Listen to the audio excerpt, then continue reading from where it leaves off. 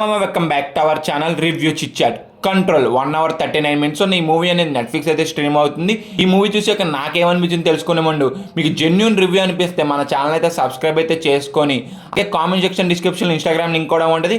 అది కూడా genuine movie content అనిపిస్తే ఫాలో కొట్టి అందులో కూడా మాకు చిన్న సపోర్ట్ అయితే చూపియండి మామ. ఓకే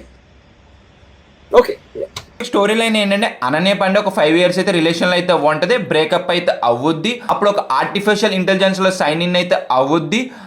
అందులో ఒక అవతారతో అయితే డిస్కషన్ అయితే చేస్తుంది. ఆ డిస్కషన్ ఏంటి, అసలు మొత్తానికి ఏమైంది అనేది మనం మూవీ చూసి అయితే తెలుసుకోవాలి.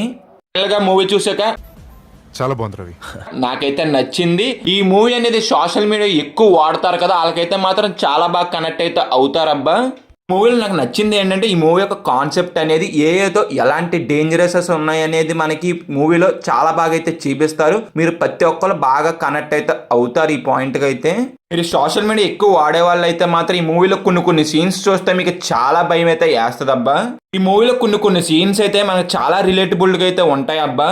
మొబైల్లో ఒక యాప్ అయితే ఎక్కించకుండా ఆ యాప్ గురించి ఏమీ తెలియకుండానే ప్రతిదీ పర్మిషన్ అయితే ఇచ్చేస్తాం కదా.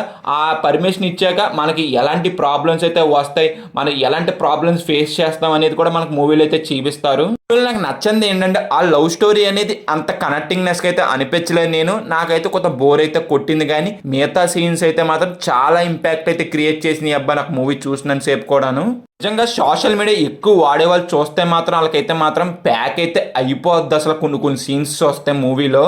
ఈ మూవీలో లాస్ట్ 30 minutes అయితే మాత్రం చాలా బాగున్నది.